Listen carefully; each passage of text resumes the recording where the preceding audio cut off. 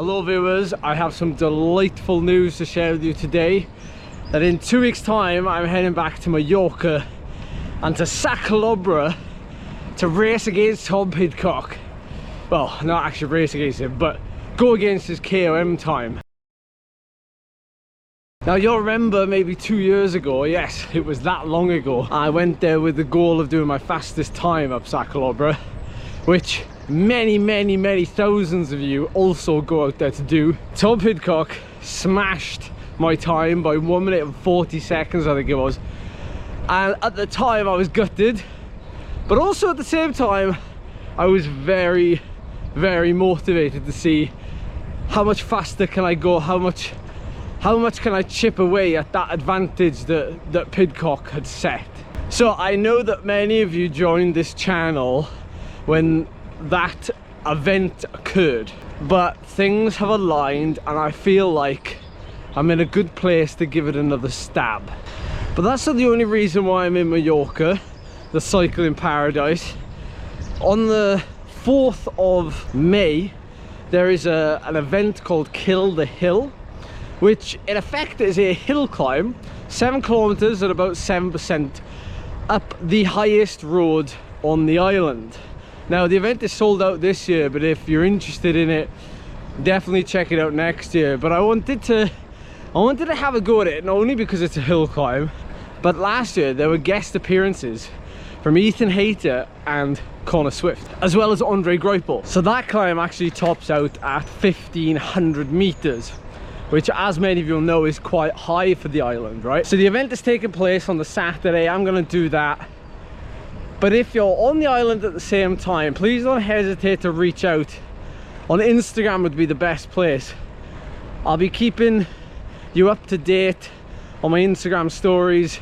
The YouTube video and things is always a couple of days later, unless I do a community post. But last time we went to Sa Calobra 2 years ago, I had a couple of people come out and support the effort. Now of course, if you want to do the effort at the same time as me, that would be an awesome community thing to get involved with. If you want to join me for an early ride, it will be an early start, to ride out to Sa Calobra, to do it on that day. I'm certainly keen to make people feel a bit more included in this one, whether that be photos, videos, a chance to PB yourself, but most importantly, let's have fun and make a memorable day of it. So I'm really spurred on and excited to go back to Mallorca. The bike is ready. I feel like I'm ready.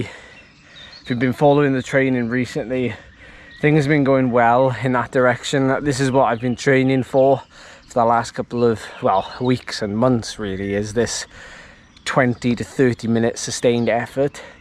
It's not going to be the only climb, or these two, like the Kill the Hill and Sa Calobra, it's not going to be the only two things I do on the island, of course.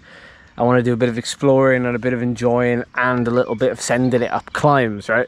Other climbs. But if I have to do those on tired legs because I've given everything on Sa Calobra again, then so be it.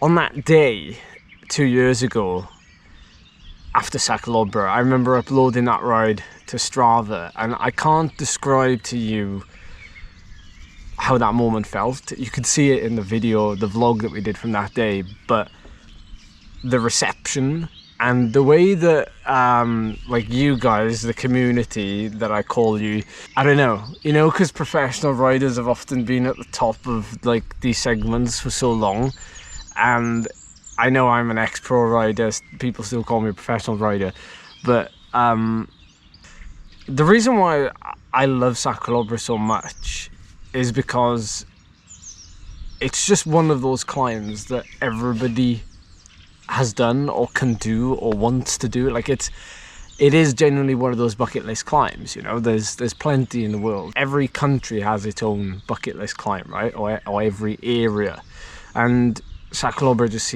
seems to be like one of those all-time famous ones that because races haven't been up there, it's a different kettle of fish. And I feel it feels stupid saying it, but like throughout my racing career, you know, I've had some great results that I've been extremely proud of, and I've done some incredible performances during pro races, UCI races that I've been incredibly proud of, that, you know, go way back on this YouTube channel and, you know, nobody may never hear about. But the Sa Calobra thing, I would actually like rank that fairly high in things that I've accomplished, as strange as that sounds. It's not a race, you know, there's no merit to it per se, like in the world, but I feel like it means a lot to me in what I put into it.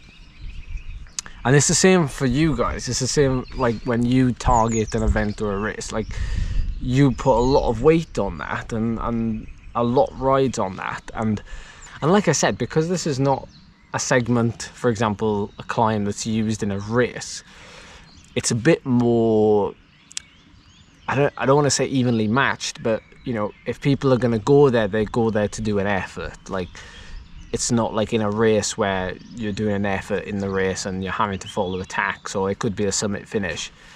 It's like everybody descends into Sa Calobra, down Sa Calobra, and then like hits it as hard as they can to come back up. Like that's like the rule, you know.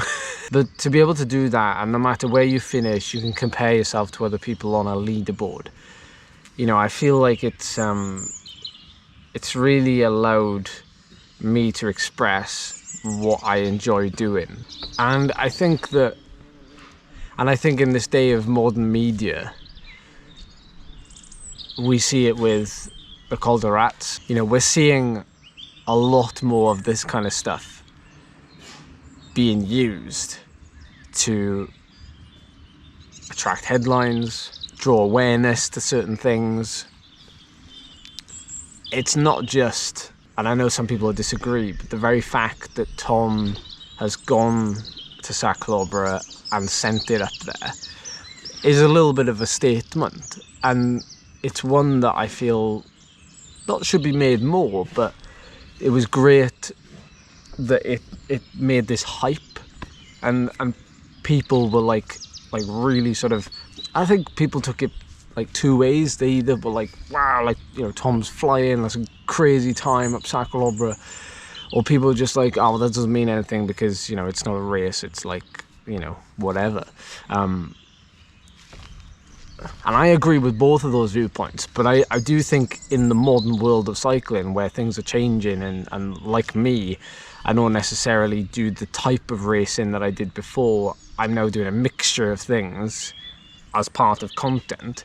I feel like what Tom has done there has really leveraged something that is quite important in what we do nowadays with regards to cycling, and the awareness and the sponsorship and the branding that can bring. You know, and I think Team Ineos, they could have made a massive thing about it, you know, because it was made a massive thing of by Facebook groups, Reddit threads, YouTube videos, even Lantern Rouge did one, of course. Like, you know, it caught attention. So it was just incredible to see this unfolding in real time, and I'm just here for the ride, really. So anyway, that's gonna wrap up this video. I'm getting a little bit cold sat here. I'm gonna finish my ride, but 2 weeks time we're gonna be in Mallorca.